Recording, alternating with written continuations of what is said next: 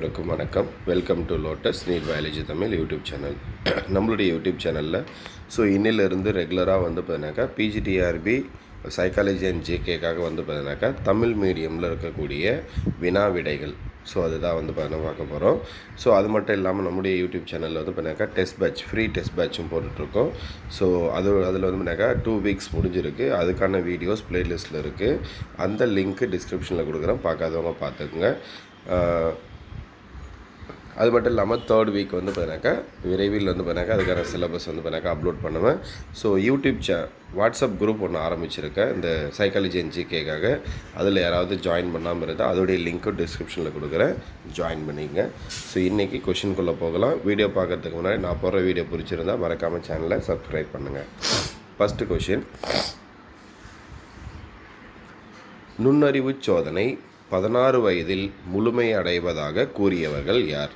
நுண்ணறிவு சோதனை 16 வயதில் முழுமை அடைவதாக கூறியவர்கள் யார்? மெர்லின் மற்றும் டெர்மன்.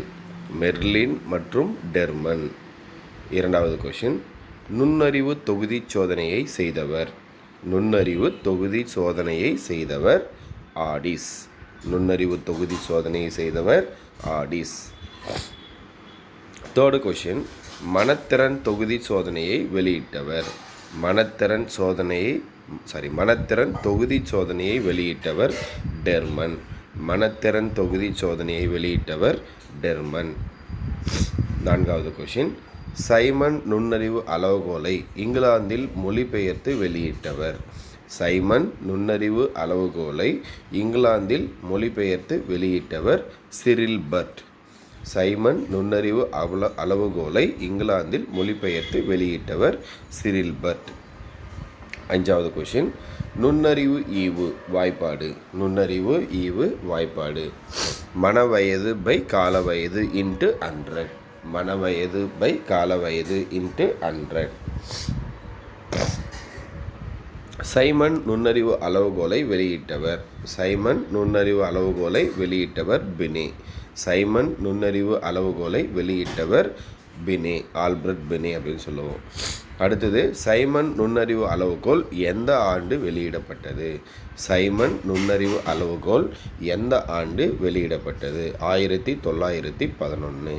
சைமன் நுண்ணறிவு அளவுகோல் எந்த ஆண்டு வெளியிடப்பட்டது?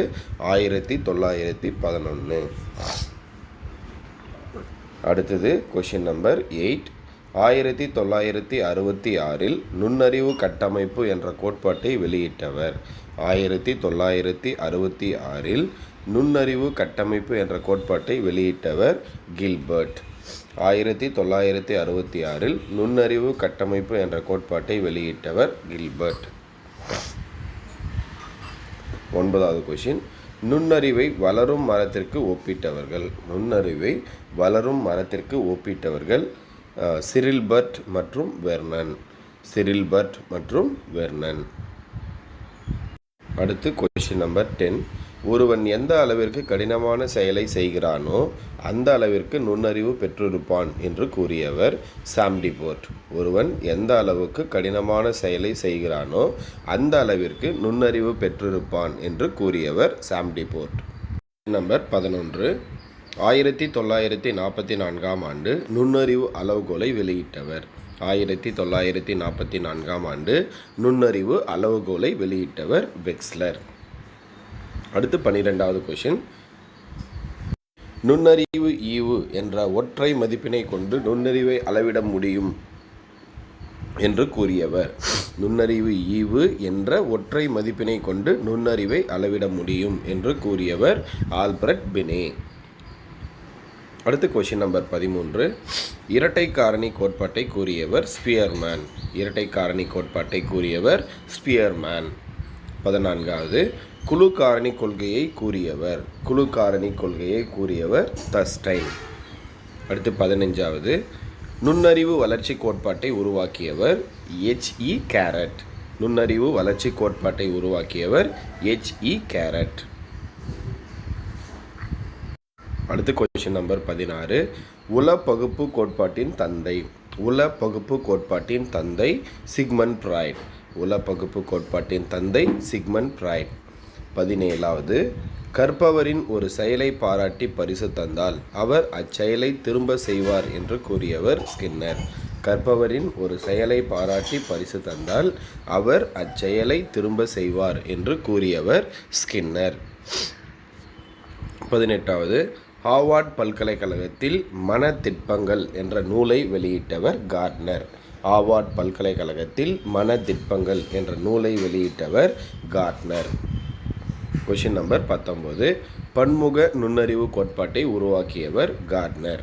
பன்முக நுண்ணறிவு கோட்பாட்டை உருவாக்கியவர் கார்ட்னர். லாஸ்ட் கொஷின் 20வது, மனவெழுச்சி நுண்ணறிவு என்பது சமூக நுண்ணறிவின் உள் அங்கம் என்று கூறியவர்கள். மனவெழுச்சி நுண்ணறிவு என்பது சமூக நுண்ணறிவின் உள் அங்கம் என்று கூறியவர்கள் John Mayer, Peter Salovey. John Mayer, Peter Salovey. So இன்றைக்கி 20 கொஷின்ஸ் பார்த்துருக்கோம். இதோடைய கண்டினியூவேஷன் நாளைக்கு பார்ப்போம். நன்றி, வணக்கம்.